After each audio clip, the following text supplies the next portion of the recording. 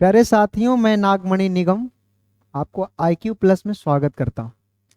जैसा कि आप सभी जानते हैं कि क्लास 10th का अरिथमेटिक प्रोग्रेशन का टॉपिक चल रहा है और इस टॉपिक के सारे कॉन्सेप्ट, सारे क्वेश्चंस विद फॉर्मूला और बहुत सारे एग्जाम्पल लेकर आपको करवा दिया गया है। लेकिन मेरे प्यारे साथियों, मेरे प्यारे स्टूडेंट्स, शायद आप अगर नोटिस किए होंगे तो आपको याद होगा कि मैंने एक फॉर्मूला जो एसएन वाला फॉर्मूला है, SN is equal to N by two into two A plus N minus one into D, जो सम ऑफ एन नंबर्स होता है किसी भी एपी में, उस फॉर्मूला को कैसे निकाला जाता है, मतलब उस फॉर्मूला का एक्सप्लेनेशन मैंने नहीं किया है किसी भी वीडियोज में। तो हम लोग आज उस फॉर्मूला को एक्सप्लेन करेंगे कि कैसे एसएन निकालते हैं, मतलब एसएन का जो फॉर्मूला होता है वो आता कैसे है। वास्तव में मैंने टीएन का फॉर्मूला वीडियो में ही एक्सप्लेन कर दिया था। डी का फॉर्मूला एक्सप्लेन करने की जरूरत नहीं पड़ती है, क्योंकि किसी भी अगले टर्म में से पिछला टर्म को घटा देते हैं तो डिफरेंस निकल जाता है। लेकिन एसएन निकालने का जो फॉर्मूला दिया है हमने, उस फॉर्मूला को एक्सप्लेन नहीं किया है, तो इस वीडियो में हम लोग एक्सप्लेन करेंगे। उसके अलावा कुछ ऐसे क्वेश्चंस हैं जो थोड़ा सा बेहतरीन है, मतलब जनरली एग्जाम्स में नहीं पूछे जाते हैं, परंतु वो क्वेश्चन टफ है। वो क्वेश्चन ऑप्शनल है, आप बना भी सकते हैं या नहीं भी, क्योंकि एग्जाम में आने वाला नहीं है। परंतु हम ये सोचकर थोड़ी पढ़ते हैं कि एग्जाम में जो पूछा जाएगा वही पढ़ेंगे।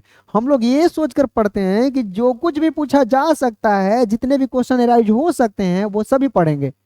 तो हम लोग दो चार क्वेश्चंस करेंगे इस वीडियो में, और सबसे मेन फोकस है कि ऐसे निकला कैसे है। और इसके बाद आज हम लोग एपी को बाय बाय बोल देंगे, क्योंकि आज के बाद एपी की क्लासेज हमारी तरफ से खत्म हो जाएगी, आपकी तरफ से नहीं। क्योंकि आप अलग अलग बुक को बनाइए, अलग अलग क्वेश्चन बनाइए, अलग अलग दोस्तों से अलग अलग प्रकार के सवाल मांगिए, बनाइए, नहीं बनता है तो पूछिए, डिस्कस कीजिए। आपको मैंने नंबर दिया है, ग्रुप नंबर्स हैं जिस पर आप मैसेज कर सकते हैं और बनाइए, क्योंकि हम अपनी तरफ से खत्म करने के लिए घोषणा कर रहे हैं। आप अपनी तरफ से 1000 क्वेश्चन बनाइए या जितने क्वेश्चंस बन सकते हैं बनाइए। तो हम लोग सीधे आप लोग आज क्वेश्चंस पर आते हैं कि ये जो एसएन है वो निकालते कैसे हैं, एसएन का फॉर्मूला कैसे राइज होता है। तो देखते हैं एसएन कैसे आता है। तो आपको फॉर्मूला पढ़ाया गया था, एसएन का फॉर्मूला होता क्या है। सबसे पहले एसएन क्या होता है, तो एसएन जो होता है वो होता है sum of n numbers, sum of n numbers. N संख्याओं की सम होती है, एन संख्याओं की सम।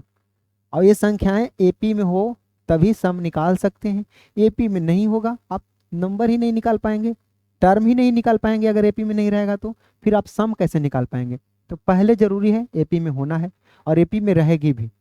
एसएन का फॉर्मूला होता क्या है, तो एसएन का जो फॉर्मूला होता है वो होता है एन बटा में 2 और इनटू में 2a और प्लस में एन माइनस 1 और इनटू में डी, ठीक। ये फॉर्मूला होता है। अच्छा, अगर आपको याद हो तो मैंने टीएन का फॉर्मूला बताया है। टीएन, टीएन का दूसरा नाम एल भी है, इसी का दूसरा नाम ए एन भी है, और इसका फॉर्मूला होता है ए प्लस एन माइनस 1 और इनटू में डी, ठीक। ये फॉर्मूला मैंने आपको पढ़ा चुका है, ये फॉर्मूला आपको मैंने पढ़ा चुका है। वो आप पिछले वीडियो में जाकर देखेंगे तो आपको पता होगा, या अगर आप देखे होंगे तो आपको पता होगा। एसएन का एक और फॉर्मूला होता है, एसएन इक्वल टू होता है एन बाई 2 और इनटू में ए और प्लस में एल। तो इस फॉर्मूला को मैं अभी प्रूफ कर देता हूं कि ये होते कैसे हैं। वास्तव में ये फॉर्मूला इसी का छोटा रूप है। अगर ये वाला प्रूफ हो गया तो ये ऑटोमेटिक प्रूफ हो जाएगा, क्योंकि ये फॉर्मूला इसी से निकला है। कैसे निकला है देख लेते हैं। तो देखिए, एसएन बराबर एन बटा में 2 और इनटू में 2a और प्लस में एन माइनस 1 और इनटू में डी, ये तो होता है ना। अब देखिए ये कैसे होता है, मैं थोड़ा देर में प्रूफ करने वाला हूँ, थोड़ा सा पैसेंस रखिए। ये मैं अभी प्रूफ करने वाला हूँ, लेकिन इससे पहले ये दिखा दे रहा हूँ कि ए जो है इसी का छोटा रूप है कि नहीं है। तो देखिए ना, इसको आप ऐसे लिख सकते हैं एन बाई 2 और इनटू में 2a के बदले में आप लिख दीजिए ए और प्लस में ए, क्योंकि ए और ए दोनों मिलकर 2a ही बनेगा। तो ए प्लस ए और प्लस में क्या हो जाएगा एन माइनस 1 और इनटू में डी, ठीक। अब देखिए यहाँ से लेके यहाँ तक जो है वो एल ही तो है, A plus N minus 1 into D, इसी को तो एल बोलते हैं। इसका मतलब आप इसको लिख सकते हैं ना, एन बटा में 2 और इनटू में कितना ए और प्लस में एल। ये मैं इसलिए बता रहा था कि ये वाला फॉर्मूला इसी का छोटा रूप है, ये मैंने दिखा दिया। अब हमें प्रूफ करना है कि आखिर ये कैसे आता है। सबसे बड़ा सवाल, आज का ताजा खबर, ये जो है एक्सप्लेन होने वाला है। और सबसे बड़ा सवाल, ये होता कैसे। तो देखते हैं, कोई बड़ी चीज नहीं है, समझने की फेर है बस। अब बताइए सम होता क्या है। तो मान लीजिए कि जो जब आप किसी एपी को सम निकाल रहे हैं, किसी भी एपी का सम निकाल रहे हैं, मतलब सारे के सारे टर्म को जोड़ रहे होंगे। मतलब मान लिया कि जो एपी है वो पहला टर्म ए है, दूसरा टर्म ए2 है, तीसरा टर्म ए3 है, चौथा टर्म ए4 है, तो पांचवा टर्म कितना होगा, ए एन होगा। होगा कि नहीं। तो आप बताइए, अगर जोड़ना होगा तो सबको जोड़ेंगे ना, क्योंकि एसएन का मतलब होता है sum of n terms, sum of n terms. तो हमें तो जोड़ना है, तो पहला टर्म को जोड़ेंगे। तो पहला टर्म के लिए क्या लिखेंगे, पहला टर्म को तो ए लिखेंगे, प्लस दूसरा टर्म के लिए क्या लिखेंगे, तो दूसरा टर्म के लिखेंगे ए प्लस डी। अब कैसे लिखेंगे भाई, ये आपको पता है। सेकंड टर्म निकालने के लिए पहले टर्म में डी जोड़ दीजिए। अगर हम लोग तीसरा टर्म निकालना चाहें तो उसको क्या करेंगे, ए और प्लस में 2d, प्लस अगर इसी प्रकार से चलता रहे तो लास्ट वाला टर्म निकालने के लिए हमें क्या करना पड़ेगा, ए और प्लस में n-1d। जितनामा टर्म निकाल रहे हैं उससे एक कम डी जोड़ेंगे। मतलब कि अगर हमें nth टर्म निकालना होगा तो क्या करेंगे, ए और प्लस में n-1d जोड़ देंगे। अच्छा, एक और दूसरे तरीका से अगर हम इसको जोड़ना चाहें, दूसरा तरीका मतलब समझ रहे हैं, लास्ट वाला टर्म को पहले ला दे, उसके जस्ट पीछे वाला टर्म को पहले ला दे और इसको पीछे जोड़ दे, तो भी तो आंसर बराबर ही आना चाहिए। मतलब क्या करना चाहते हैं समझिए, कि अगर हम 1 plus 2 plus 3 plus dot dot dot 100 करना चाहें तो भी उतना ही सम आएगा जितना 100 plus 99 plus 98 plus dot dot dot 1 तक जोड़ेंगे, बात बराबर आएगा। या 1 से लेके 100 तक जोड़ दीजिए, या 100 से लेके 1 तक जोड़ दीजिए, बात बराबर ही आने वाला है। समझिए, इसी चीज को मैं वहां पे लिख रहा हूं कि या तो आप शुरू से लेके अंतिम तक जोड़ दीजिए, या अंतिम से लेके शुरू तक जोड़ दीजिए। तो वैसे भी तो जोड़ा जा सकता है किसी टर्म को। तो अगर हम लोग वैसे जोड़ेंगे तो क्या लिखना पड़ेगा, ए प्लस में n-1d हो जाएगा, सबसे लास्ट वाला टर्म, और प्लस में इससे जस्ट पिछला टर्म n-2d रहेगा। समझिए ध्यान से, इसमें n में से 1 घटाए थे तो लास्ट वाला मिला था, तो n में से 2 घटाएंगे तो उसके जस्ट पिछला मिलेगा, n में से 3 घटाएंगे तो उसके जस्ट पिछला मिलेगा, n में से 4 घटाएंगे तो उसके जस्ट पिछला मिलेगा। मतलब अगर उसके जस्ट पिछला वाला लाना होगा तो क्या करेंगे, a प्लस n-2d होगा। अब 2d क्यों हो रहा है, n-2d इसलिए हो रहा है क्योंकि हमें पीछे से उसके पीछे वाला टर्म तक आना है, पीछे से। और इसी प्रकार से अगर चलता रहे तो सबसे लास्ट वाला जो टर्म होगा वो क्या होगा, a प्लस n-n-d। समझिए, n में से n घट जाएगा तो 0d, मतलब लास्ट वाला टर्म तो फर्स्ट वाला टर्म बन जाएगा, अभी बताए भी थे। तो या तो आप n-n-d लिख दीजिए या सिर्फ a लिख दीजिए, क्योंकि जो लास्ट वाला टर्म होगा वो फर्स्ट वाला हो जाएगा। आप क्या किए हैं, ABCD को ए से लेके जेड तक ना लिखे, जेड से लेके ए तक लिखिएगा तो पहले जेड, उसके बाद उसके पहले वाला वाई, उसके बाद एक्स, उसके बाद, तो इस प्रकार से जो सबसे लास्ट वाला होगा, जो सबसे पहले था वही चल जाएगा। मतलब जो सबसे पहले में ए था वो चल जाएगा लास्ट में। क्यों, क्योंकि लास्ट वाला को आप ला रहे हैं पहले में। समझिए इस चीज को, अगर ये समझ गए, समझ गए। अब देखिए कहानी खत्म है। इसको आप a प्लस n-n-d लिखिए या सिर्फ a लिख दीजिए, क्योंकि बात तो बराबर ही है। क्यों, क्योंकि n में से n जाएगा तो 0d, 0d का मतलब सिर्फ a। समझिए, तो इसको हम समझने के लिए a सिर्फ a लिख देते हैं, बात बराबर है। अब ध्यान से देखिए, आप ध्यान से देखिए, नंगी निगाहों से देखिए। अब हम चश्मा लगाए हुए हैं, आप नंगी निगाहों से देखिए। तो एक पेयर बन रहा है, इस पेयर को आप समझिए। एक पेयर हो गया, 2 पेयर हो गया, उसी प्रकार से तीसरा पेयर बन रहा होगा, ये सबसे लास्ट वाला पेयर बन रहा होगा। तो ये टोटल कितने पेयर रहे होंगे, तो हमने तो n संख्या निकालना है, एक आध गो संख्या थोड़ी निकालना है, क्योंकि हम तो फॉर्मूला प्रूफ कर रहे हैं। तो इसमें तो हम लोग सारे और सारे नंबर को लेकर चलेंगे, सारे टर्म को लेकर चलेंगे, तो इसमें टोटल नंबर ऑफ टर्म है कितना? तो टोटल नंबर ऑफ टर्म तो n गो है, क्योंकि हमें नहीं पता कितना है तो n मान लिए है।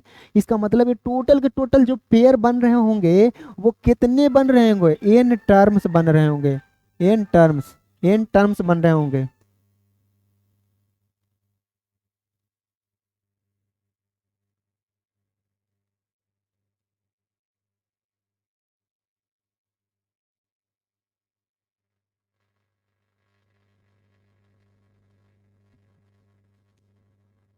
अब देखिए, तो ये जो पेयर बन रहा है, ध्यान से समझिए, ये जो पेयर बन रहा है वो कितने कितने पेयर हैं, कितने पेयर हैं? कुल मिला के ये n पेयर्स हैं, n पेयर हैं। तो ये सभी के सभी जब पेयर मिलेंगे तो a और a मिलकर कितना हो जाएगा? 2a, अब प्लस में n-1 और n2 में d। चलिए, इस पेयर से इतना हमें मिला है, इस पेयर से। अब हम लोग इस पेयर से चेक करते हैं, तो इस पेयर से हम अगर चेक करेंगे तो क्या होगा? a प्लस डी, ठीक है। अब प्लस में क्या होगा? a, अब प्लस में कितना? n-2 n2 में d। इतना करेंगे ना, जितना भी उस पेयर से मिल रहा है, तो देखते हैं कितना मिलता है।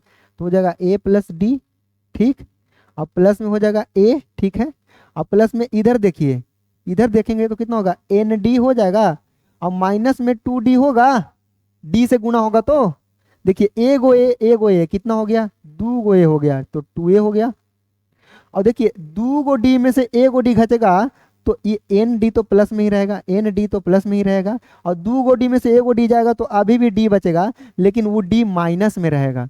इसका मतलब यहाँ से भी हमें क्या आएगा? यहाँ से भी आएगा 2a, और प्लस में d अगर कॉमन ले लेंगे तो बचेगा क्या? n-1 D.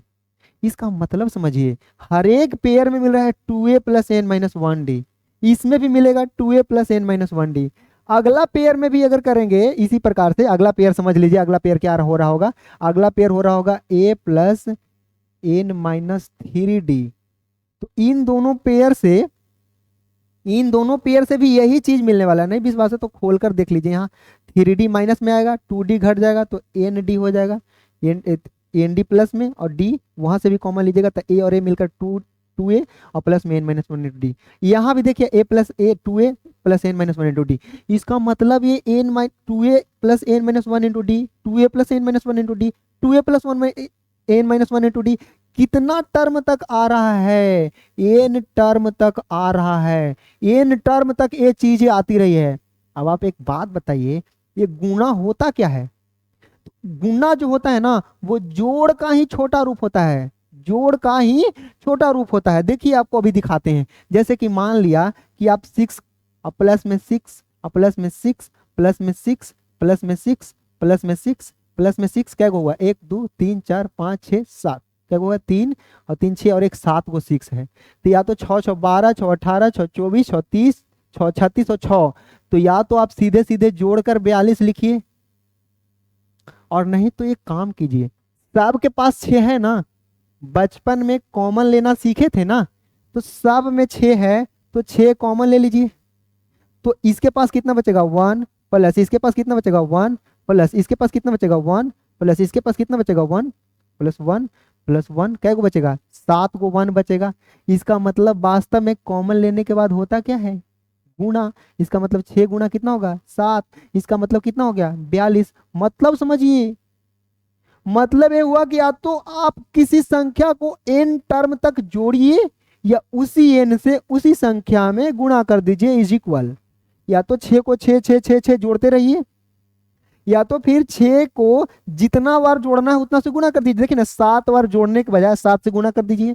तो ठीक उसी प्रकार से यदि 6 plus 6 plus 6 plus 6 n term तक आता है, n मतलब 50 100 2000 2 लाख 200 1000, ये जितना बड़ा तक आए, आप या तो उसको जोड़ते रहिए और पसीना बहाते रहिए, या तो भाई चुपचाप 6 में n से गुणा कर दीजिए, उतना ही आएगा। तो ठीक उसी प्रकार से आप बताइए कि हमें क्या करना है कि a plus n-1 into D इतना जोड़ना है, फिर से यही चीज जोड़ना है। कितना? तो फिर से जोड़ना है 2a प्लस n-1 और इंटू में d, अब फिर से इसे ही जोड़ना है, कितना, डॉट डॉट डॉट, फिर से कितना टर्म तक जोड़ना है, एन टर्म तक जोड़ना है। ध्यान से समझिए, बहुत बेहतरीन तरीके से हम समझा रहे हैं, इससे बेहतरीन हम नहीं समझा सकते। अब पता नहीं आप कैसे समझेंगे। ये जोड़ा जोड़ा लगाकर सिखाना शायद मैं पहली बार, हम अपनी तरफ से समझाने का एक नया तरीका, टेक्निक डेवलप किए हैं। ये डब्बा बनाकर, हमें भी ऐसे नहीं समझाया गया था, हमें लगता है कि इससे बेहतरीन नहीं सिखाया जा सकता। और आप अगर सीखेंगे तो आपको लगेगा भी कि ये बेहतरीन सिखाया जा रहा है। अब बताइए ना, 2a plus N minus one into D यहाँ भी है, 2a plus N minus one into D यहाँ भी है। इस प्रकार से एन टर्म तक ऐसे ही जोड़ा जा रहा है। तो आपको अभी बताएं कि अगर किसी संख्या को लगातार लगातार लगातार जोड़ता जा रहा है तो आप जितना बार जोड़ना चाहता है, देखिए दो काम है, एक को बोलिए कि आप 70 70 70 70 70 70 लिख के और 2000 बार जोड़कर दिखाइए। तो भाई या तो 70 प्लस 70 प्लस 70 प्लस 70 एकदम 2000 बार जोड़ने बोल दीजिए, उसका पसीना छूट जाएगा। अब बाद में पूछे कितना आंसर आया तो बताएगा। आप चेक करने के लिए क्या कीजिए, 70 में 2000 से गुना कर दीजिए, 7 दूना के 14 पर 4 जीरो, हो गया आंसर। अगर इतना आया होगा तो सही होगा। अब वो पसीने पसीने होकर जोड़ा होगा, उसको पत्ते नहीं है कि गुणा करने से भी आएगा, मतलब ऐसा होता नहीं है, आपको एक समझा रहे हैं। इसका मतलब आप 2a plus N minus one into D जोड़िए, 2a plus N minus one into D, N term तक जोड़ते रहिए। ये भाई इसमें एन से गुणा कर दीजिए, आंसर तो सेम ही आने वाला है। तो हम लोग क्या करेंगे, इसमें एन से गुणा कर देंगे। तो जब एन से गुणा कर देंगे तो कितना हो जाएगा, N into 2a plus N minus one और इंटू में डी हो जाएगा। अब ध्यान से देखिए, ये जो निकला है वो एगो एस एन का वैल्यू थोड़ी निकला है। आप एस एन एक बार सीधा जोड़े थे, एक बार एस एन टेढ़ा उल्टा करके जोड़ दिए थे, मतलब एक बार सीधा सीधा जोड़े थे और एक बार उल्टा उल्टा जोड़ दिए। इसका मतलब ये जो आया होगा वो दुगना आ गया होगा ना जितना आना चाहिए उसका। मतलब एक बार 1 से 100 तक जोड़ दीजिए और फिर उसी में 100 से लेके 1 तक जोड़ दीजिए। तो भैया ए से 100 तक के 2 बार ना आप जोड़ दिए, एक बार उल्टा एक बार सीधा। इसका मतलब ये हुआ कि एक बार उल्टा और एक बार सीधा करके जो वैल्यू ये आ रहा है ये तो 2 बार का है। इसका मतलब यह जो है दोनों को जोड़ने पर प्राप्त हुआ है, वास्तव में यह जो है दोनों को जोड़ने पर प्राप्त हुआ है। तो ये एस एन और एस एन 2 का वैल्यू है, इसलिए अगर ये जो वैल्यू रहा होगा वो 2 का रहा होगा। तो अगर हमें एस एन का वैल्यू निकालना होगा तो ये 2 डिवाइड में चल जाएगा, या सिंपल समझिए दुगना ये था तो आधा कर दीजिए, तो हो जाएगा एन बटा में 2 और इंटू में कितना 2a और प्लस में एन माइनस वन और इंटू में D. This is the formula. एक बार एनालिसिस कर लीजिए, हमें लगता है कि बहुत बेहतरीन समझाए हैं हम, इससे बेहतरीन हम समझा ही नहीं सकते। आप बेहतरीन टीचर से पढ़ रहे हैं, क्योंकि एक नए नए तरीका से मैं समझाने की कोशिश करता हूं ताकि कमजोर से कमजोर विद्यार्थी भी समझ ले।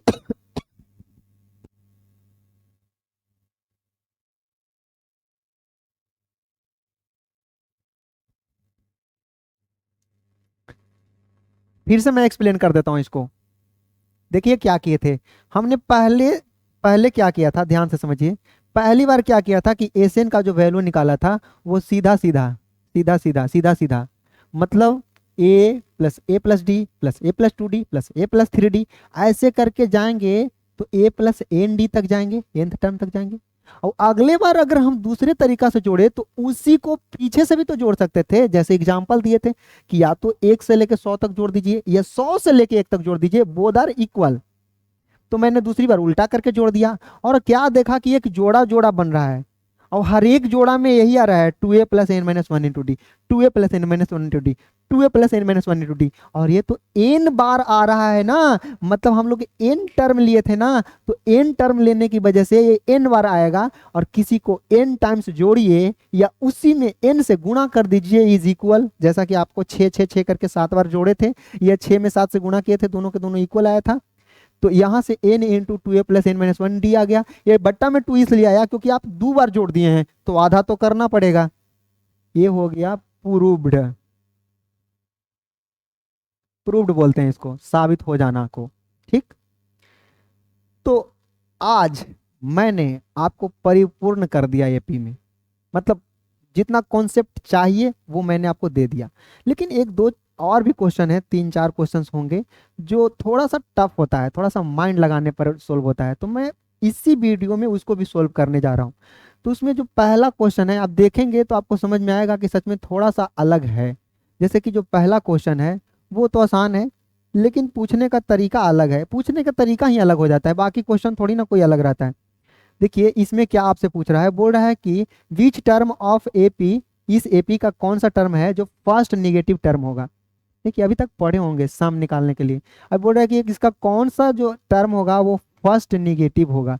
तो फर्स्ट निगेटिव टर्म होने के लिए जीरो से गुजरना पड़ेगा, और जीरो से गुजर भी रहा है, देखिए ना।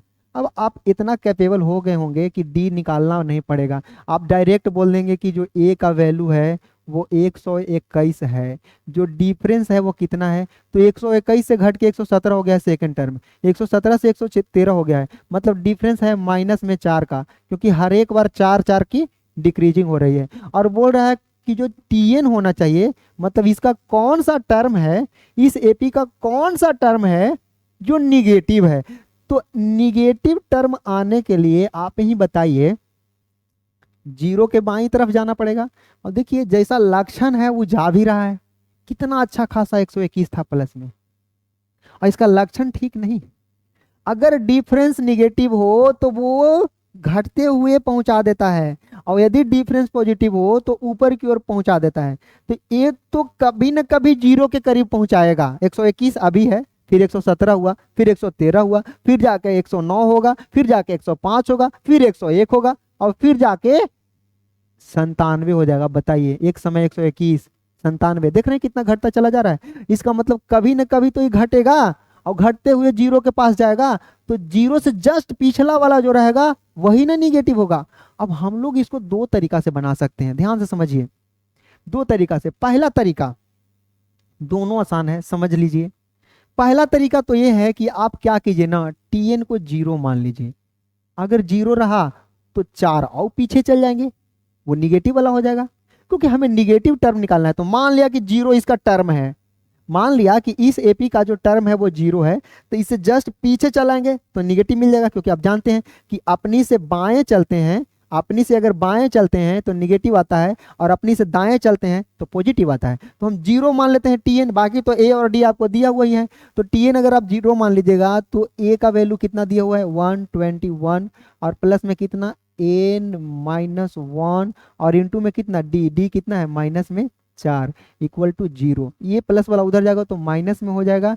इसका मतलब है कि n-1 का जो वैल्यू आने वाला है वो कितना, प्लस वाला उधर जाएगा तो माइनस में 121 हो जाएगा, और ये बटा में माइनस में 4 होगा, माइनस माइनस कैंसिल आउट हो जाएगा। इसका मतलब n-1 का वैल्यू कितना आ जाएगा 121, और बटा में 4। इसका मतलब यह है कि n का वैल्यू कितना आ सकता है, तो n का वैल्यू आ सकता है 121 बटा में 4, और माइनस वाला उधर जाएगा तो प्लस में 1 हो जाएगा। अब समझिए 121 बटा 4 का वैल्यू कितना होता है, तो चरतिया के 12 1 उतरेगा, नहीं लगेगा तो जीरो बैठा देंगे। अब पॉइंट में कितना 1 था, तो 4 दूना के 8, 25, और प्लस में 1 है। इसका मतलब एन का जो वैल्यू आ रहा है वो 31.25 है।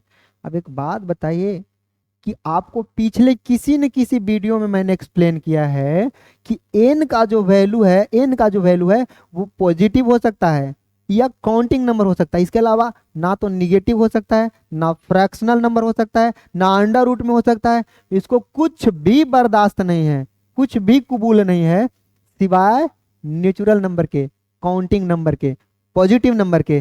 तो भाई कभी भी एन का वैल्यू 31.5 हो सकता है क्या? इसका मतलब समझिए, इसका मतलब यह है कि इस एपी का जो 31वां टर्म रहा होगा, 31वां टर्म वो पॉजिटिव रहा होगा, और जीरो जो है वो 31वां से बाद वाला और 32वां के पहले वाला के बीच में कोई टर्म है, क्योंकि प्रत्येक टर्म के बीच में 4 का डिफरेंस तो है ना। तो ये जो जीरो है वास्तव में इसका कोई टर्म नहीं है, इस एपी का कोई टर्म नहीं है। इस एपी का हर एक नंबर थोड़ी ना टर्म होगा, हर एक टर्म 4 के डिफरेंस पर है, तो 3 गो संख्या में से कोई आएगा तो वो तो इसका टर्म नहीं ना कहलाएगा। जैसे कि बताइए ना, अगर इस एपी का 120 की बात करें तो 120 इसका टर्म नहीं है, क्योंकि 121 के बाद अगला टर्म 117 है, उसके अगला टर्म 113 है, उसके अगला टर्म जो होगा 109 होगा। तो अगर कोई पूछेगा कि 111 इसका टर्म है का, तो नहीं है। तो ठीक उसी प्रकार से जीरो जो रहा होगा ना, वो इस एपी का टर्म ही नहीं है। तो जब इस एपी का टर्म नहीं है तो जीरो से कितना आगे रहा होगा वो वाला टर्म, इसका मतलब 31वां टर्म तो जीरो से ऊपर रहा होगा। और ये जो जीरो है वो 31वां और 32वां के बीच में है, मतलब 32वां जो होगा वो जीरो के अंदर घुस चुका होगा। समझिए, इसका मतलब अगर हम लोग एन का वैल्यू 32 ले लेंगे तो यह जो होगा वो फर्स्ट निगेटिव टर्म रहेगा। इसके बाद तो खाली निगेटिव ही मिलता जाएगा, लेकिन पहला निगेटिव टर्म कब मिलेगा, जब हम लोग 32वां टर्म के पास चलेंगे। जब हम लोग 32वां टर्म के पास चलेंगे। ये तो था पहला तरीका, ये तो था फर्स्ट तरीका बनाने का। इसी को हम लोग दूसरे तरीका से भी बना सकते हैं, ध्यान से समझिए। इसी को दूसरे तरीका से भी बना सकते हैं। वो कैसे, तो आपको बोल रहा है कि एन जो है वो नेगेटिव होना चाहिए। इसका मतलब जो टर्म है, कौन सा टर्म इसका नेगेटिव टर्म है, इसका मतलब जो इसका टीएन है वो जीरो से छोटा रहा होगा, क्योंकि कोई भी नेगेटिव संख्या जीरो से भी छोटी होती है। सारी पॉजिटिव संख्या है जीरो से बड़ी, सारी नेगेटिव संख्या है जीरो से छोटी, और जीरो दोनों के बीच में, समझ रहे हैं ना, दोनों के बीच में। ये है आपका टीएन। तो टीएन है कितना, तो टीएन होगा ए और प्लस में एन माइनस वन और इंटू में डी, और इसका जो वैल्यू है वो जीरो से छोटा होना चाहिए अकॉर्डिंग टू क्वेश्चन। लिख देते हैं ए और क्यू, इसी को बोलते हैं अकॉर्डिंग टू क्वेश्चन। ए का वैल्यू कितना है 121, और प्लस में कितना एन नहीं पता, यही तो निकालना है। इंटू में डी कितना है माइनस में 4, लेस देन जीरो होना चाहिए। इसका मतलब समझिए 121, ठीक, और ये देखिए गुना होगा तो माइनस में 4n हो जाएगा, और माइनस माइनस प्लस में 4 होगा, और ये जो है लेस देन जीरो होना चाहिए। इसका मतलब समझिए कि 21 और 4 कितना 125 जो है, और माइनस में 4n लेस देन जीरो होना चाहिए। इसका मतलब 125 जो है वो लेस देन, माइनस वाला को उधर भेजेंगे तो प्लस में 4n हो जाएगा। इसका मतलब 125 और बटा में 4 जो होगा वो लेस देन 4 रहेगा, सॉरी लेस देन n रहेगा। लेस देन कितना रहेगा n। इसका मतलब जो है 125 बटा 4 का जो वैल्यू है वो n से छोटा है। समझिए, अगर आपसे बोला जाए कि हमारे पास जो पैसा है, मी मतलब हम, नागमणि सर, हमारे पास जो पैसा है वो 50 रुपया से, सॉरी जो 50 रुपया है वो मेरे पास जो पैसा है उससे कम है। इसका मतलब 50 रुपया से ज्यादा हमारे पास सर पैसा रहा होगा। अगर इसी को हम दूसरी तरीका से लिख दें कि 50 रुपया इज ग्रेटर देन मी, मतलब हमारे पास जो पैसा है ना वो 50 से कम रहा होगा, क्योंकि हमसे ज्यादा तो 50 है, यही ना, वो 50 इज ग्रेटर देन मी, मतलब 50 हमसे ज्यादा है, मतलब हम 50 से छोटा है। दूसरी तरीका से ही समझे तो इसका मतलब समझिए, अगर यहाँ पे बोल रहा है, अगर यहाँ पे बोल रहा है 125 बटा 4, तो पहले हम लोग इसका वैल्यू निकाल लेते हैं। तो 125 बटा 4 का जो वैल्यू होगा 4 तिया के 12 और 31 पॉइंट वही 25 आएगा, लेस देन एन। इसका मतलब जो है 31.2 जो है वो एन से छोटा है, 31.2 एन से छोटा है। इसका मतलब एन जो है वो 31.25 से बड़ा रहा होगा, तब नहीं छोटा है। इसको इसीलिए आपको बुड़बक बनाने के लिए बोला जाता है कि उसको इधर ले लाते हैं तो ये साइन चेंज हो जाता है। भाई वो होगा ही, ये एक लॉजिकली भी समझ सकते हैं। तो क्योंकि 31.25 यदि छोटा है एन से, इसका मतलब एन इससे बड़ा रहा होगा। अगर आप हमसे छोटा है मतलब हम आपसे बड़ा हैं, सिंपल। आपके भैया आपसे बड़े हैं मतलब आप भैया से छोटे हो, इसमें क्या समझना। इसका मतलब एन का जो वैल्यू है वो 31.25 से तो बड़ा ही आना चाहिए। क्यों, याद कीजिए, अभी से थोड़ा देर पहले बताए थे, क्योंकि 31.25 जीरो था। 31.25 अगर ले लीजिएगा तो जीरो आ जाएगा, आपको जीरो से अंदर जाना है, निगेटिव के पास जाना है। इसका मतलब एन का वैल्यू 31.25 नहीं लीजिए, अगर ले लिए तो जीरो के पास ही रुक जाएगा, आपको तो एक स्टेप और अंदर घुसना है। इसका मतलब आपको जो एन का वैल्यू लेना पड़ेगा वो 31.25 के जस्ट अगला लेना पड़ेगा। तो 31.25 के जस्ट अगला कौन सा है, 32वां टर्म जो है वो क्या होगा, first negative term of this AP. ठीक, क्वेश्चन बता रहे हैं, ऐसे क्वेश्चन मैंने आपको कराया, ऐसा नहीं है कि क्वेश्चन हार्ड है, बस एक अलग प्रकार के क्वेश्चन है, इसलिए मैं इसमें 4 ही 5 क्वेश्चन लूंगा, लेकिन वो एकदम हिलाने वाला क्वेश्चन होगा, मतलब गजब के क्वेश्चन होंगे। देखते हैं अगला क्वेश्चन। अगला क्वेश्चन आपका है, अगला क्वेश्चन बोल रहा है sum of the third and the seventh term of an AP is 6। देखिए गजब है, मतलब बोल रहा है कि किसी एपी का थर्ड टर्म, तो थर्ड टर्म मतलब कितना, T3, और उसी एपी का सेवेंथ टर्म का जो सम है वो कितना है, 6 दिया हुआ है। तो थर्ड टर्म होता कितना है, A प्लस में 2D और प्लस में A प्लस में 6D, और इसका जो वैल्यू है वो कितना है, 6 है। A और A मिलकर कितना बन जाएगा, 2A, और प्लस में 6 और 2 कितना, 8D इज इक्वल टू कितना, 6। 2 कॉमन ले लीजिए, तो 2 कॉमन लीजिएगा तो कितना होगा, A प्लस में 4D, and this will be equal to 6। 2 common लिए हैं उसको काट देते हैं, क्योंकि कॉमन लिए ही हैं यही सोच के। देखिए कभी कभी आप कुछ करने से पहले सोच लेते हैं, क्यों, दो बेकार में ना चल रहा है, साथ साथ काट देते हैं। तो क्या हो जाएगा, A प्लस में 4D इज इक्वल टू 3। इसका मतलब अगर हम लोग कभी A का वैल्यू पुट करना चाहे तो A का वैल्यू कितना पुट कर सकते हैं, 3 और माइनस में 4D, यानी कि A के जगह पर कभी कभी हम लोग A और माइनस में, सॉरी 3 माइनस में 4D पुट कर सकते हैं।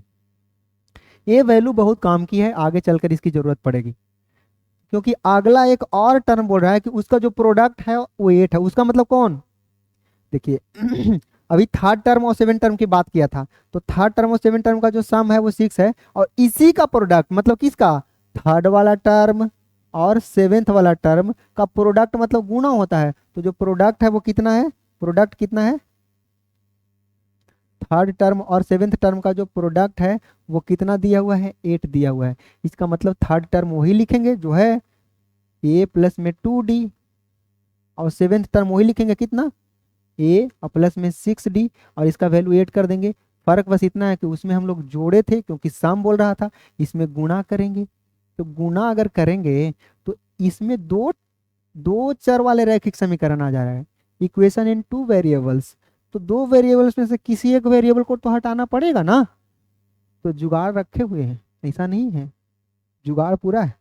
तो जुगाड़ अगर हम रखे हुए हैं A का वैल्यू, तो ये A का वैल्यू किस दिन दुनिया के लिए रखे हैं बताइए, अचार बनाइएगा इसका, इसको इसमें पुट कर दीजिए। तो A का वैल्यू आप 3 और माइनस में 4D पुट करेंगे, और प्लस में 2D तो पहले से ही था, तो जो पहले से रहा था वो साथ साथ चलेगा।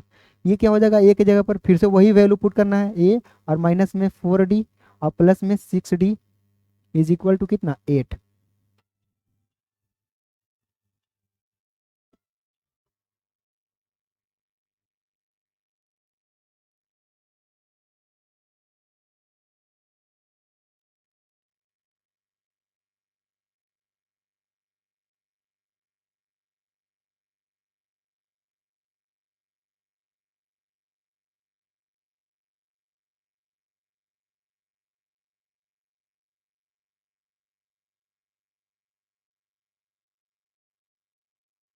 अब देखिए ना यहाँ पे, यहाँ से हमें 3 और 4D में से 2D घटेगा तो माइनस में 2D बचेगा अभी भी, और यहाँ कितना होगा, A और प्लस में 6 में से 4 को जाएगा तो 2 को D बचेगा, और बराबर में कितना, 8। देखिए ना, A plus B into A minus B, एक फॉर्मूला पढ़े होंगे बचपन में, बचपन में नहीं मतलब क्लास 9 में 8 में पढ़े होंगे, कि 3 का स्क्वायर और माइनस में b का स्क्वायर, तो b के बदले में कितना, 2D का स्क्वायर करेंगे, और बराबर में 8। A square plus, sorry A plus B into A minus B is equal to A square minus B square, तो 3 के स्क्वायर को कितना लिख देंगे, 9, और माइनस में 2D का स्क्वायर को क्या लिखेंगे, तो 2D के स्क्वायर को लिख दीजिए 4D का स्क्वायर, 4 और D स्क्वायर, और इक्वल टू कितना हो जाएगा, 8। उसको इधर, इसको उधर लेकर चल जाइए, तो 9 में से वो इधर आएगा तो 8 घट जाएगा, और बराबर में कितना हो जाएगा, 4D का स्क्वायर। इसका मतलब 9 में से 8 घटेगा तो 1 बचेगा, और उधर से गुणा वाला इधर से आएगा तो बटा में हो जाएगा, और बराबर में कितना, D स्क्वायर। अब ध्यान से समझिए, D स्क्वायर का वैल्यू आया है 1/4, तो D का वैल्यू कितना आएगा, तो जो D का वैल्यू आएगा वो प्लस माइनस में अंडर रूट में 1/4 आएगा। इसका मतलब जो D का वैल्यू है वो 1/2 आएगा, और माइनस में भी 1/2 आएगा। इसका मतलब D का दो वैल्यू आएगा। D का दो वैल्यू आएगा, एक आएगा प्लस में 1/2 और दूसरा आएगा माइनस में 1/2।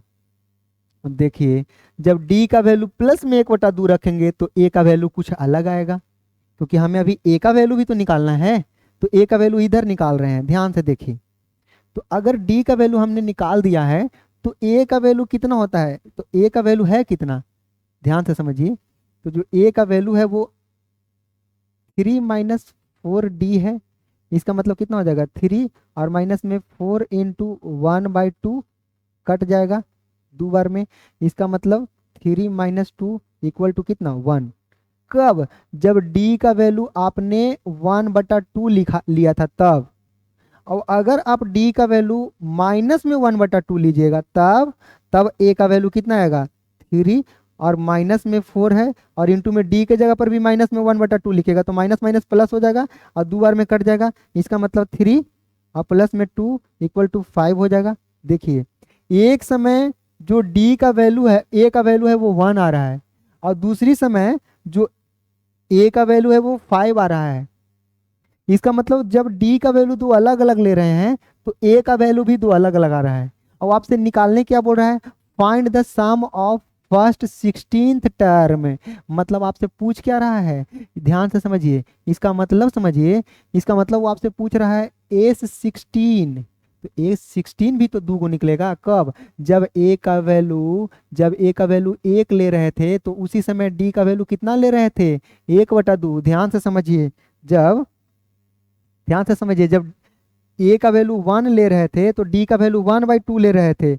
ए का वैल्यू 1 तो डी का वैल्यू 1/2। और उसी समय जब ए का वैल्यू 5 तो डी का वैल्यू कितना माइनस में 1/2, माइनस में 1/2।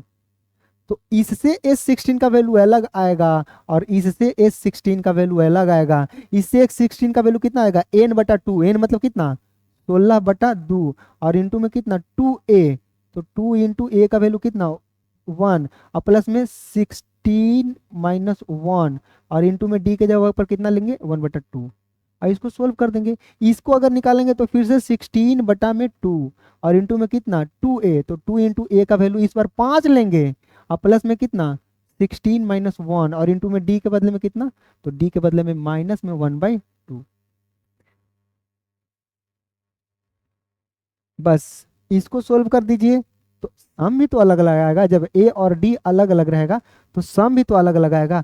मतलब इस क्वेश्चन का दो अलग अलग सम आएगा, दो अलग अलग ए आएगा, दो अलग अलग डी भी आएगा। इसको आप सोल्व कर सकते हैं, इतना आप कैपेबल हो चुके हैं, क्योंकि ये आपका एपी का शुरुआत नहीं है, ये एपी ऑलमोस्ट इंड होने वाला है। आज हम लोग लास्ट टच दे रहे हैं, आज हम लोग एपी को अलविदा कहने वाले हैं। मतलब टॉपिक को अलविदा नहीं कहते, प्रैक्टिस करते रहना चाहिए, लेकिन हमारी तरफ से आज सारे क्वेश्चंस इसका कंप्लीट हो जाएगा, फिर नए टॉपिक की ओर चलेंगे। अब देखिए इस क्वेश्चन में क्या बोल रहा है। तो इस क्वेश्चन में आपको बोल रहा है, इस क्वेश्चन में बोल रहा है कि एक समझिए कि एक निसेनी की तरह है। निसेनी नहीं होता घर में चढ़ने वाला, समझा देते हैं क्वेश्चन क्या बोल रहा है। ऐसे निसेनी बनाया जाता है घर में छत पर चढ़ने के लिए। तो उस निसेनी में क्या होता है ना कि दोनों तरफ बांस लगाया हो रहता है, ठीक, बांस लगाया हो रहता है दोनों तरफ, और उस बांस के बीच बीच में लकड़ी डाला हुआ रहता है। उस बांस के बीच बीच में लकड़ी डाला हुआ रहता है, ठीक। तो ये हमें पूछ रहा है कि ये जो पूरे के पूरे लेडर है उसकी लंबाई 1.5 मीटर है। तो 1.5 मीटर का मतलब क्या हुआ, 1.5 मीटर का मतलब हुआ 250 सेंटीमीटर। कितना हुआ इसका मतलब 250 सेंटीमीटर, ठीक। अब बोल रहा है कि सबसे नीचे वाला जो लेडर है वो 45 मीटर का है, ठीक, और सबसे ऊपर वाला जो है वो 25 मीटर का है। अब बताइए कि इसमें कितने लेडर लगे हैं, ये पहले जानना जरूरी है। और उसके बाद अगर यही पता चल जाए कि कितना लेडर लगा है तो ये पता चल जाए कि प्रत्येक की लंबाई कितनी कितनी रही होगी। और जब सब की लंबाई पता चल जाएगा तो बता देंगे कि टोटल लेडर की लंबाई कितना लगा होगा। यह समझिए ना कि ये लकड़ी काट काट के घुसाया जाता है, निसेनी बनाया जाता है, सीढ़ी। तो हमें सिर्फ इसकी लंबाई पूछ रहा है, इसका से लेना देना हमें नहीं है। हो सकता है इसमें वो स्टील का लगाया हो, या इसमें जो है वो लोहा का लगाया हो, या कुछ भी लगा सकता है। तो हमें सिर्फ इसकी लंबाई निकालने के लिए बोल रहा है, हमें इसकी लेडर से लेना देना नहीं है। तो बताइए ना, इस लेडर की लंबाई के लिए हमें प्रत्येक लेडर की अगर लंबाई पता चल जाए, जैसे कि 45 है, इसका भी कुछ लंबाई हो, इसका भी कुछ लंबाई हो, इसका भी कुछ लंबाई हो, और एपी में हो जाए तो हम लोग उसको आसानी से निकाल सकते हैं, क्योंकि यही तो पढ़ रहे हैं एपी। इसका मतलब 45 के बाद शायद 43 आ रहा होगा, 41 आ रहा होगा, ऐसा कुछ आ रहा होगा, या कुछ और भी आ सकता है। तो हम लोग निकालेंगे कैसे। तो एक बात बताइए, एक बात बताइए कि ये पहली लेडर जो सबसे नीचे वाली थी वो 45 है, और सबसे लास्ट वाला कितना है, 25 है। और ये भी बताया है कि प्रत्येक लेडर के बीच का डिफरेंस 25-25 सेंटीमीटर है। तो अगले लेडर भी 25 सेंटीमीटर की दूरी पर होगी, 25 सेंटीमीटर, ठीक। फिर अगला भी 25 सेंटीमीटर के, फिर अगला भी 25 सेंटीमीटर। तो इसी प्रकार से अगर 25 25 25 25 चलते रहें तो हमें कितना चलने के लिए आजादी है, 250 से सेंटीमीटर तक न चलेंगे, क्योंकि पूरी लंबाई 250 से है। तो 250 तक अगर चलेंगे तो कितने नंबर ऑफ लेडर्स मिलेंगे। तो सबसे पहले तो हमें नंबर ऑफ लेडर्स समझना है। नंबर ऑफ, इसको लेडर्स नहीं बोलते, इसको जो है रंग्स बोल रहे हैं। लेडर तो पूरा ये वाला लंबा वाला है, रंग्स जो इसमें घुसेड़ा हुआ है उसको रंग्स बोल रहे हैं। तो इस रंग्स है कितने, बस ये तो समझ में आ जाए। तो ये जो रंग्स हैं वो कितने होंगे तो बताइए ना। हम ये कंसीडर करें कि पहला 25 पर, दूसरा 50 पर, तीसरा 75 पर। तो 250 तक पहुंचने में कितना जाएगा, तो 250 में पहुंचने के लिए 25 25 के टर्म में जा रहा है तो डिवाइड कर दीजिए, तो 10 बार में कट जाएगा, 10 बार में कट जाएगा। लेकिन एक बात बताइए, अब पहला बोले थे 25 पर, जबकि 25 पर तो दूसरा हो गया था, पहला तो यही था। ध्यान से समझिए, जब आप पहला बोल रहे थे 25 पर, तो 25 पर पहला थोड़ी था, 25 पर दो गो हो गया था, क्योंकि एक लेडर तो आप नीचे ही से जोड़े नहीं थे। इसका मतलब कुल मिलाकर पहला 25 पर नहीं मिल रहा है, 25 पर दो गो, 50 पर 3 गो। इसका मतलब ये 10 गो जो है वो नीचे वाला बॉटम वाला को छोड़कर चला होगा। इसका मतलब इसमें एक और जोड़ देंगे तब जाकर पता चलेगा कि टोटल कितना है, क्योंकि अगर छोड़ देंगे तो ये वाला हट जाएगा ना, ये वाला हट जाएगा ना, जबकि ये भी तो लेडर था, ये भी तो लेडर, ये रंग्स था। इसका मतलब टोटल नंबर ऑफ जो रंग्स है, नंबर ऑफ रंग्स है वो कितना है, 11 गो है। अब अगर हमें नंबर ऑफ रंग्स पता चल गया तो ध्यान से समझिए अब क्या क्या पता चल गया है हमको। अब हमें एक चीज पता चल गया है जो एपी फॉर्म कर दे रहा है। हमें पहला पता चल गया था 45, इसका मतलब फर्स्ट टर्म 45, और टीएन पता चल गया था लास्ट टर्म 25, और ये भी पता चल गया कि उसमें एन कितना है, नंबर ऑफ टर्म भी पता चल गया है कि उसमें कुल मिलाकर 11 गो है, ये है। तो अब हम लोग डी ही तो नहीं पता चल रहा है, क्योंकि डी बहुत जरूरी है। हमें पूछ क्या रहा है कि what is the length of the wood required for the rungs. तो टोटल जो है वो उसमें वुड कितने रिक्वायर्ड होंगे, तो या तो आप डी बिना निकाले भी काम चला सकते हैं। हमें सिर्फ एसएन पूछ रहा है, तो एसएन के लिए क्या करेंगे, एन बटा में 2 और इंटू में कितना ए और प्लस में एल। तो फर्स्ट टर्म और लास्ट टर्म पता ये है, एन हमको पता चलिए गया है कि 11 गो टर्म है, तो सीधे सीधे 11 बटा में 2 और इंटू में ए कितना, तो ए 45 और प्लस में कितना 25, तो कितना हो जाएगा 11 बटा में 2 और गुणा में 5 और 5 10, 4 2 6 1 7, इसको काटिएगा 35 बार में, 35 में 11 से गुणा कीजिएगा तो 3 8 और 5 इतना मीटर हो जाएगा। हमें डी निकालना भी नहीं पड़ा। और मान लिए कि आपसे डी निकालने के लिए बोलता तो टीएन वाला फॉर्मूला लगा देते, TN is equal to A plus N minus 1 और इंटू में डी। इस फॉर्मूला से भी आप डी का वैल्यू नहीं पुट करते, बाकी सब जो दिया हुआ है वो पुट कर देते तो आपको डी का वैल्यू पता चल जाता, पर डी तो पूछ बताने की कोई जरूरत नहीं है क्योंकि पूछ ही नहीं रहा है। तो ये था आपका क्वेश्चन नंबर 3। अब चलते हैं क्वेश्चन नंबर 4 के पास। क्वेश्चन नंबर 4 में क्या बोल रहा है, तो क्वेश्चन नंबर 4 में आपसे बोल रहा है कि the house of a row are number continuously from 1 to 49। ये बहुत बढ़िया क्वेश्चन है, बाकी ये बहुत बढ़िया क्वेश्चन है। इसको मैं आपको 2-3 तरीका से बताऊंगा, लेकिन आप पहले फर्स्ट वाला तरीका पर ज्यादा फोकस कीजिएगा, क्योंकि फर्स्ट वाला समझ लीजिएगा तो बाकी समझना बहुत आसान होगा। सारे के सारे एक दूसरे से रिलेटेड ही हैं, कोई नया नहीं है, बस समझाने का तरीका अलग होगा, लेकिन 3 तरीका से समझा सकते हैं इसको। देखिए जैसे कि इसमें क्या दिया हुआ है कि कोई घर है, तो 1 2 3 4 इसी प्रकार से घर है, और 47 48 और 49 तक 49 गो घर है।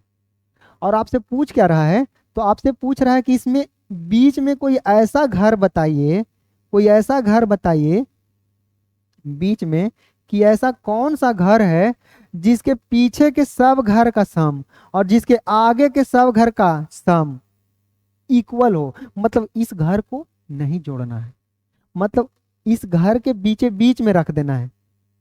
अब कॉमन सेंस भी लगाइए, तो टोटल 49 गो घर है।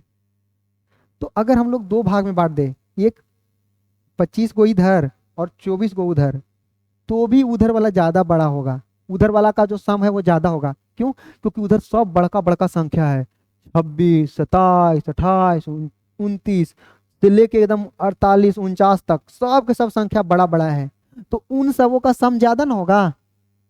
और जबकि हम पीछे की ओर चले तो 24, 23, 22, 21 से लेके 1 तक सब छोटा छोटा बुचनियन है। तो अगर हम बैलेंस करने की भी सोचेंगे ना, तो अगर हम लोग ध्यान से समझेंगे तो ये तो कंफर्म हो रहा होगा कि 25 से तो ऊपर ही के कोई संख्या रहा होगा, बीच वाला संख्या। यानी कि अगर हम लोग एज्यूम करें कि मान लिया कि कोई संख्या हो 32वां, मान लिया कि कोई 32वां नंबर ऐसा है जिसके पीछे के सब घर और जिसके आगे के सब घर का सम कितना होना चाहिए? इक्वल होना चाहिए। मतलब 32वां के मतलब समझिए, पहले क्वेश्चन ही समझा रहे हैं, क्योंकि बहुत बार ऐसा होता है कि आपको क्वेश्चन ही नहीं समझ में आता है, इसी वजह से आपसे नहीं बनता है। तो मान लिया कि 32वां क्वेश्चन है, इसका मतलब 1 + 2 + 3 + 4 प्लस डॉट डॉट प्लस में 31 तक जोड़िए, और ये बराबर होना चाहिए कहाँ से? 33, और प्लस में 34, और प्लस में 35, और प्लस में डॉट डॉट 49 तक। यही क्वेश्चन बोल रहा है कि ऐसा कौन सा संख्या है, अब 32वां है या नहीं है ये हमें भी नहीं पता, बनाएंगे तब पता चलेगा। लेकिन हमें बोल यही रहा है कि कोई तो ऐसा संख्या है, कोई तो ऐसा हाउस नंबर है जिसके पीछे के सभी घरों का सम और जिसके आगे के सभी घरों का जो सम है वो इक्वल है। तो हम एज्यूम कर लेते हैं कि 32वां है, तो इसके पीछे के सभी घर, देखिए हमने 32 को ऐड नहीं किया है, सिर्फ 31 तक के संख्याओं को ही ऐड किया है। और दूसरी तरफ अगर देखें तो 32 को छोड़कर 33 से ऐड किया 49 तक। तो हमें तो नहीं पता है ना, तो हम क्या करेंगे? तो हम मान लेंगे कि वो जो घर का संख्या है वो एनवा घर है, क्योंकि जनरली एपी में हम लोग एन ही मानते हैं। आप X Y Z alpha beta gamma Ram Ram Rahim कुछ मान लीजिए, लेकिन यहाँ पे एन हम मानकर चल रहे हैं, वो एक वैल्यू आएगा। इसका मतलब बोल क्या रहा है कि इसके पीछे के सभी घरों का सम, तो इसके पीछे कौन सा है? n-1, क्योंकि n से पिछला n-1, n से अगला n+1, यही ना होगा। ध्यान से समझिए, तो अगर हम लोग पिछले तक का सम निकालना है, इसका मतलब हमें कहाँ तक का सम निकालना पड़ेगा? हमें निकालना पड़ेगा s n-1 तक ही निकालना पड़ेगा। मतलब हमें उससे जस्ट पीछे वाला तक ही सम निकालना है, उसके आगे का नहीं, उसके जस्ट पीछे तक का ही सम निकालना है। तो इस n-1 का वैल्यू क्या करेंगे? यानी कि n के जगह पर n-1 पुट करेंगे, क्योंकि भाई क्या करें, मजबूर हैं, उससे पीछे तक ही लेने के लिए बोल रहा है। अगर बोल देता कि उसको भी शामिल कर लीजिए, तो हमको शामिल करने में क्या जानता है, अब फायदा है, समझ रहे हैं। लेकिन हमको बोल रहे हैं कि उसको नहीं, वो जो है वो बीच का पिलर है। गांव घर में लड़ाई होता नहीं है पिलर के लिए, पिलर से इधर घर तू उठावा, अब पिलर के उधर घर तू उठावा, पिलर बीच में रहे पेशाब करेला, मतलब कोली वही है, समझ रहे हैं ना। तो हम लोग n के बदले में क्या लिखेंगे? n-1 बटा में 2 हो जाएगा, n/2, और इंटू में क्या होगा? 2a, तो 2 इंटू, यही तो फॉर्मूला होता है, n/2 इंटू में a + l भी पुट कर सकते हैं, या तो 2a + n-1 इंटू डी भी पुट कर सकते हैं। तो a + l ही पुट कर दीजिए, यही ना फॉर्मूला होता है। पहले फॉर्मूला लिख देते हैं, नहीं तो आप कंफ्यूज हो जाइएगा। फॉर्मूला क्या होता है? तो आपका फॉर्मूला होता है n/2 और इंटू में a + l, n/2 इंटू में a + l। कब? जब आप एस एन निकाल रहे हो, तो एस एन निकाल रहे हो तो होता है n/2 और इंटू में कितना? a और प्लस में लास्ट टर्म। ऐसा कब? जब n रहेगा तब। लेकिन यहाँ n के बदले तो n-1 ही बोला है, आपको तो पूरा टर्म लेने बोला नहीं है, तो हम लोग n के बदले में क्या पुट करेंगे? n-1 पुट करेंगे। यानी कि यहाँ पर जो n है वो n-1 की तरह ट्रीट करेगा। यानी कि n-1 अगर है तो हम लोग यहाँ पे जहाँ जहाँ n दिया हुआ है, जहाँ जहाँ n दिया हुआ है वहाँ पे n-1 रहेगा, n-1 रहेगा। इसका मतलब यहाँ पे क्या पुट कर देंगे? s n-1 is equal to n-1/2 और इनटू में a मतलब फर्स्ट टर्म कितना? 1, और प्लस में लास्ट टर्म, तो लास्ट टर्म है कितना? तो लास्ट टर्म तो n-1 ही है ना। और देखिए इसमें नंबर ऑफ टर्म भी n-1 ही क्यों हुआ और लास्ट टर्म भी n-1 ही क्यों होगा? क्योंकि अगर आप एक से लेके लगातार जाइएगा तो जो अंतिम टर्म होगा उतना ही नंबर ऑफ टर्म भी होगा। जैसे 1 से लेके 100 तक के गिनती में सबसे लास्ट वाला टर्म कौन, तो 100। और टोटल नंबर ऑफ टर्म तो भी 100, क्योंकि ये बोला है ना कंटिन्यूअसली फ्रॉम 1 टू 49। तो इसलिए इसमें लास्ट टर्म भी n-1 ही होगा और नंबर ऑफ टर्म भी n-1 ही होगा। और ऐसा सिर्फ और सिर्फ काउंटिंग नंबर में होगा। अगर 2 के या 3 के या 4 के मल्टीपल्स में चलेंगे तो उसमें ऐसा नहीं होता है। काउंटिंग नंबर दे दिया है ना 1 से लेकर 49 तक, तो इस वजह से number of term is equal to nth term. इसलिए इसमें लास्ट टर्म के बदले में भी हम लोग क्या लिखेंगे, n-1। तो यहाँ से हमें इस n-1 का वैल्यू निकल कर आएगा कितना, n-1 और बटा में 2। और देखिए 1 से 1 अपने कट मर गया है तो यहाँ सिर्फ n आ गया। यानी कि ये जो है वो उस संख्या से पीछे की सभी संख्याओं का सम निकला है, लेकिन हमें उसके आगे के सभी संख्याओं का भी सम निकालना है। तो एक बात बताइए, हमें तो पता ही नहीं है कि उसके आगे कौन सी संख्या है या कौन सी संख्या लिए हैं। तो हम क्या करते हैं ना, पूरे को मतलब जोड़ देते हैं, 1 से लेकर 49 तक सबको जोड़ देते हैं। मतलब क्या कर देते हैं, S49 ने निकाल देते हैं। तो S49 में तो 1 से लेकर 49 तक सब जुड़ जाएगा ना, और उसमें से हम यहाँ तक के संख्या को घटा देते हैं। देखिए पिछले बार हम लोग यहीं तक का सब निकाले थे, इस बार इसको भी घटा देंगे, पिलारवा भी घटा देंगे, जो बीच का पिलर है। मतलब समझिए, एक के खेत इधर है, अब पूरा का खेत यहाँ से यहाँ तक है, अब बोल रहा है कि बीच में कोई पिलर है। ठीक, तो पहली बार हम लोग पिलर से पीछे, अब अगले बार पूरा में से पिलरवा भी घटा देंगे तो सिर्फ उसी का ना निकलेगा। ऐसा नहीं कीजिएगा कि पूरा में से सिर्फ इसको घटाइएगा तो फिर उसका वाला में पिलर भी चल जाएगा, फिर लड़ाई हो जाएगा। इसलिए हमें क्या करना है कि हमें जो है वो 49 तक जाना है और उसमें से SN को घटाना है। SN-1 इसको नहीं घटा दीजिएगा, इस बार पूरे में से पिलर तक घटा देंगे। मतलब समझिए, इधर भी घर है, इधर भी घर है, हम बीच में पिलर हैं, हम बीच में पिलर हैं। तो हम पहली बार क्या किए कि हम अपने से बाईं तरफ वाला को दे दिए, और दूसरी बार क्या किए कि हम अपनी पूरे वाला में से दाईं तक को घटा दिए। तो जो अब आया होगा वो यही वाला ना आया होगा, समझ रहे हैं, बस वही चीज है। तो पूरे 49 में से SN घटाएंगे तो 49 क्या होता है, तो 49 में क्या हो जाएगा, सम n/2, जहाँ की n बराबर 49 ही होगा, नंबर ऑफ टर्म तो 49 को ही है। तो कितना हो जाएगा 49/2 और इंटू में a plus l, first term कितना 1 और प्लस में लास्ट टर्म कितना वो भी 49 और माइनस में SN, तो कितना हो जाएगा n/2 और इंटू में कितना a कितना, तो a हो जाएगा फर्स्ट टर्म और प्लस में लास्ट टर्म कितना है, तो लास्ट टर्म तो n होगा क्योंकि हम n तक को ले रहे हैं। तो यहाँ से हमें मिल जाएगा 49 और इंटू में 50 और बटा में कितना 2 और माइनस में कितना n/2 और इंटू में n+1। ठीक, अब देखिए ये 25 बार में कट जाएगा, तो यहाँ से हमें मिल गया 49 और इंटू में 25 और माइनस में n इंटू n+1 और बटा में कितना 2। और क्वेश्चन में क्या बोल रहा है कि ये दोनों बराबर होना चाहिए, मतलब ए वाला और ए वाला दोनों बराबर होना चाहिए। मतलब अगर थोड़ा देर के लिए इसको इक्वेशन फर्स्ट और इसको इक्वेशन सेकेंड मान लीजिए, तो बोल क्या रहा था कि पिलर के इधर और पिलर के उधर दोनों खेत बराबर होना चाहिए। तो हम दोनों खेत को बराबर कर देते हैं। तो दोनों खेत को अगर बराबर करेंगे तो क्या करेंगे, SN-1 का वैल्यू इक्वल होना चाहिए कितना के, S49 और माइनस में SN के होना चाहिए कि नहीं होना चाहिए, समझिए। SN-1 जो है वो S49 माइनस इसके बराबर होना चाहिए। तो SN-1 का वैल्यू कितना है, n इंटू n-1, n है, n इंटू n-1 बटा में 2 है। और इसका वैल्यू कितना है, तो जो इसका वैल्यू आया है वो आया है 25 गुणा में कितना, 25 गुणा में 49 और माइनस में n इंटू n+1/2, 25 गुणा में 49 और माइनस में n इंटू n+1 और बटा में 2।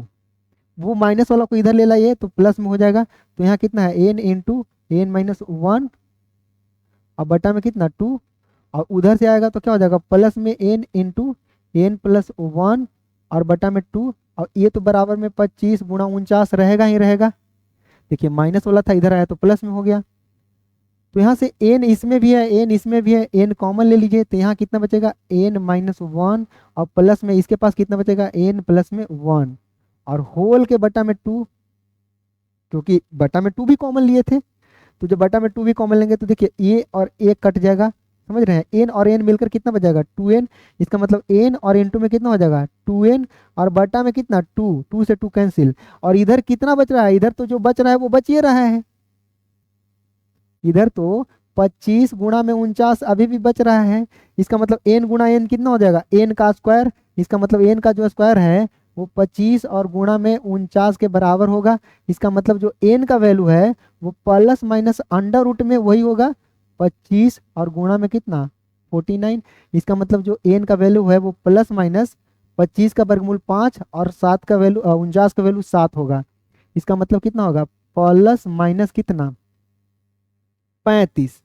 पर आप ही बताइए, पर आप ही बताइए क्या इस घर में कोई भी घर माइनस से अंकित किया गया था का, मतलब कोई भी घर, सारे के सारे घर तो पॉजिटिव थे 1 2 3 से लेकर 49 तक, तो माइनस वाला 35 इज नॉट पॉसिबल, इनका जो वैल्यू माइनस में 35 आ रहा है ये संभव ही नहीं है, क्योंकि ये घर ही नहीं है, समझ रहे हैं, तो जब वो घर ही नहीं है तो n का वैल्यू क्या होगा 35। अब समझिए, इसका मतलब जो हमने एग्जाम्पल में 32 ले लिया था ना, अगर 35 ले लिए होते ना तो मतलब समझिए भविष्यवाणी हो जाता, लेकिन हमें आइडिया थोड़े था, वो तो समझाने के लिए बोले थे ना, इसका मतलब जो 35वां घर है उससे पहले की सभी संख्याओं का सम और उसके बाद के सभी संख्याओं का जो सम है वो इक्वल आएगा, मतलब 36 से लेकर 49 तक जोड़ लीजिए, 36 प्लस 37 प्लस 49 तक जोड़ लीजिए, यह जो है वो इक्वल आएगा कितना के 1 प्लस 2 प्लस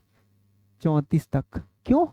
क्योंकि हमें 35 से पीछे की सभी संख्या और 35 के आगे की सभी संख्या 49 तक इक्वल आना चाहिए। देख लीजिएगा, इसको आप जोड़ सकते हैं, a plus N minus 1 into D का फॉर्मूला बैठा के आप जोड़ सकते हैं, उसको आप जोड़ कर देखिए बिल्कुल इक्वल आएंगे। तो इस प्रकार से आपका ये क्वेश्चन भी कंप्लीट हुआ। एक और क्वेश्चन है जो लास्ट है और वो क्वेश्चन भी बड़ा दमदार है, ध्यान से समझिएगा। तो ये जो क्वेश्चन है इसमें क्या बोल रहा है कि small tracks at a football ground comprise of 15 go steps, each of which is 15 metre long and built of solid concrete. ठीक है, मतलब क्या है ना कि किसी फुटबॉल के ग्राउंड में, किसी फुटबॉल के ग्राउंड में, अब ग्राउंड ऊंचा होता है तो चढ़ने के लिए सीढ़ी बनाया जा रहा है, समझ रहे हैं ना, सीढ़ी बनाया जा रहा है, और उस सीढ़ी की जो स्टेप्स है, मतलब सीढ़ी होता है ना 1 2 3 4 5 सीढ़ियां होती, तो उस सीढ़ी के जो स्टेप्स है, यह समझिए कि ये जो रहा होगा वो सीढ़ी का स्टेप ना समझिए तो थोड़ा देर के लिए फुटबॉल में देखने वाले दर्शकों को बैठने के लिए समझ लीजिए, जो भी समझना, लेकिन फाइनली है क्या कि वो सीढ़ी की तरह बना हुआ है, ऐसे ऐसे ऐसे ऐसे ऐसे करके एकदम 49 गो सीढ़ी बनल है, एक सीढ़ी 2 सीढ़ी 3 सीढ़ी, और प्रत्येक सीढ़ी का जो चौड़ाई लंबाई और ऊंचाई होगा, क्योंकि प्रत्येक सीढ़ी वास्तव में होता कैसा है, देखिए पहले तो नंबर ऑफ सीढ़ी समझ गए कि टोटल नंबर ऑफ जो सीढ़ी है वो कितना है 15 को है।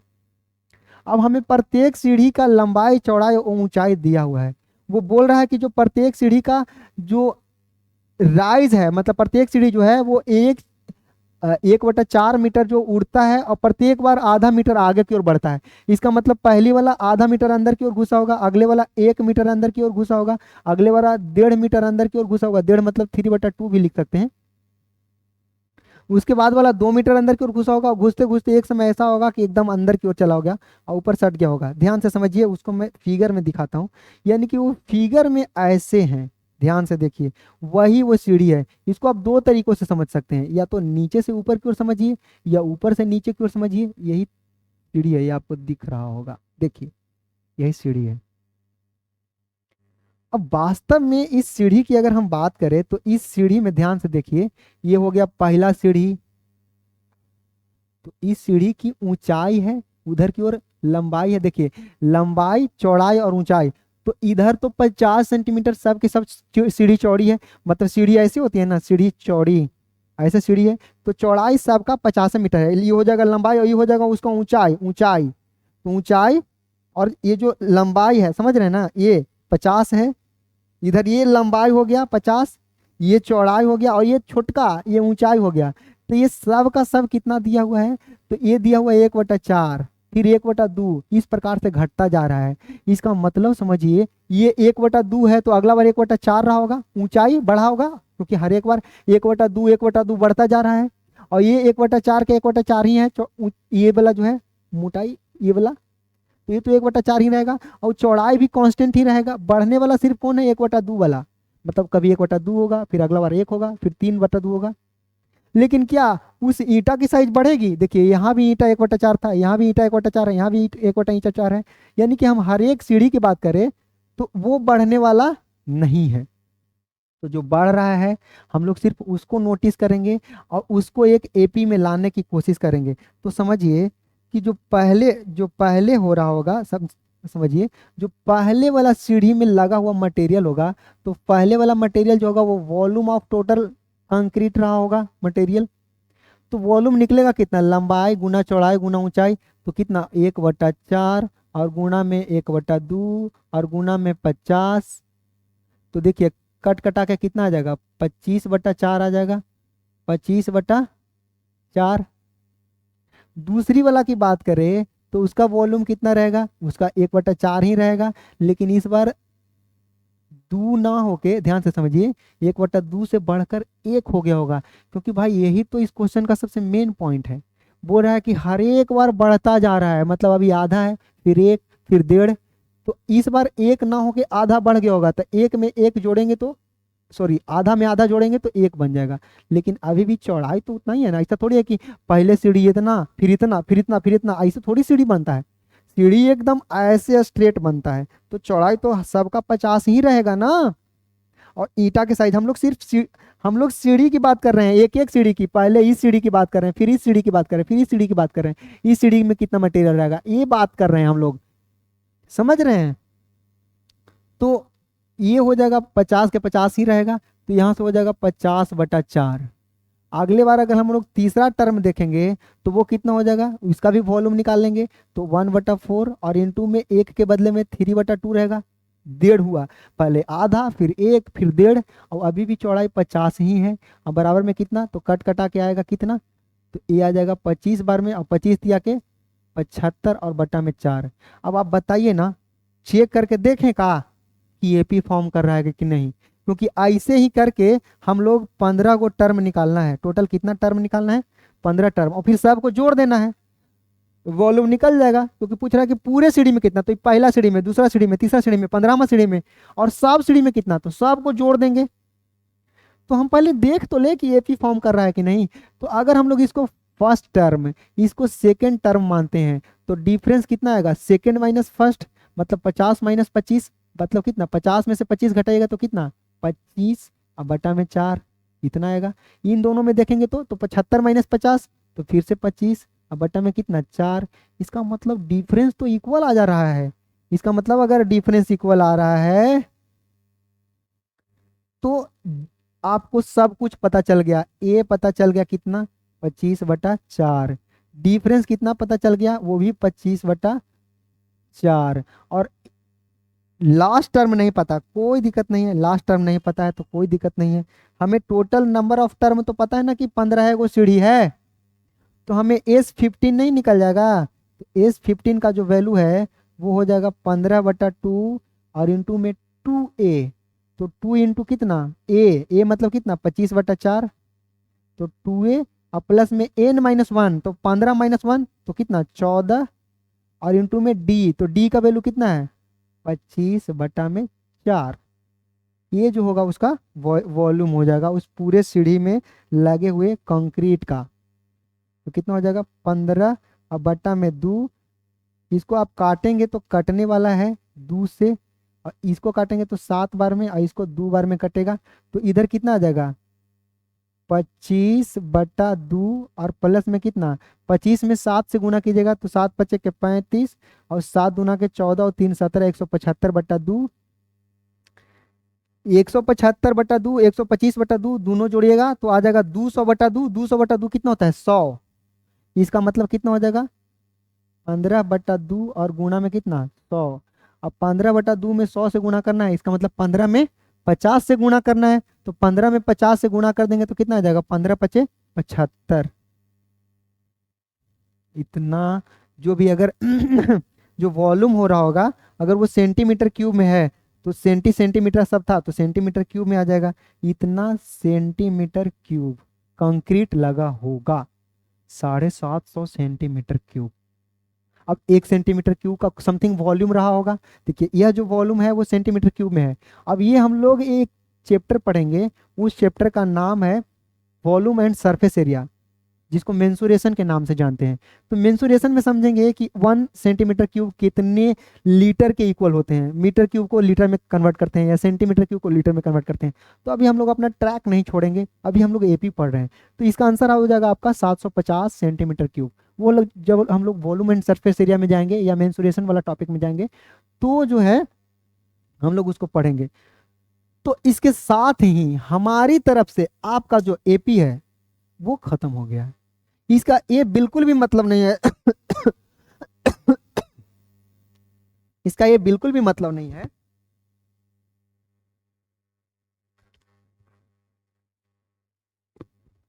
इसका ये बिल्कुल भी मतलब नहीं है कि आप महाविद्वान हो गए एपी में, अब आपको पढ़ने की जरूरत नहीं है। ऐसा बिल्कुल नहीं है। अगर आप ऐसा सोचते हैं तो फिर से मैं बता रहा हूं, आप बहुत गलत सोच रहे हैं। आपका एपी हमारी तरफ से खत्म हुई है, मतलब जो कॉन्सेप्ट थे मैंने सारा का सारा दे दिया, जो इंपॉर्टेंट क्वेश्चंस थे वो मैंने करवा दिया। पर आप प्रैक्टिस नहीं बंद कीजिएगा, प्रैक्टिस बंद कर दीजिएगा गड़बड़ हो जाएगा, क्योंकि मैथमेटिक्स जो होता है वो प्रैक्टिस खोजता है। मैथमेटिक्स एक क्रिकेट की तरह होती है। अगर आप प्रैक्टिस छोड़ देते हैं तो विराट कोहली भी 0 पर आउट हो सकता है, जो इतना महान बल्लेबाज है। प्रैक्टिस छोड़ने की वजह से वो भी जो जूझता है बल्लेबाजी करने के लिए, रन बनाने के लिए, तो फिर आप कौन है। इसलिए मैथमेटिक्स को अगर आपको पकड़े रहना है तो प्रैक्टिस बहुत जरूरी है, क्योंकि mathematics is nothing, it's like a cricket of game, I mean game of cricket. कुछ नहीं, एक क्रिकेट गेम की तरह है आपका मैथमेटिक्स। तो आप अपने दोस्तों के साथ जाइए और उनको गर्व से कहिए कि अब आप एपी का कोई भी क्वेश्चन दोगे हम बना देंगे। अगर नहीं बनता है तो उससे पूछिए और सीखिए, अगर नहीं बनता है तो ढूंढिए कहाँ पे गड़बड़ी है जिसकी वजह से आपसे नहीं बन रहा है। और इस प्रकार से आप प्रैक्टिस करते रहिए। अलग अलग ऑथर्स जितने भी बुक्स हैं सभी के सभी बुक्स का अलग अलग क्वेश्चंस डाला रहता है, अलग अलग तरीकों से आपको उलझाता है। तो सबको बनाइए और खूब बढ़िया से पढ़िए। फिर हम लोग मिलेंगे अगले वीडियो में एक नए टॉपिक के साथ। तब तक के लिए हैव अ गुड डे। जय हिंद, जय भारत।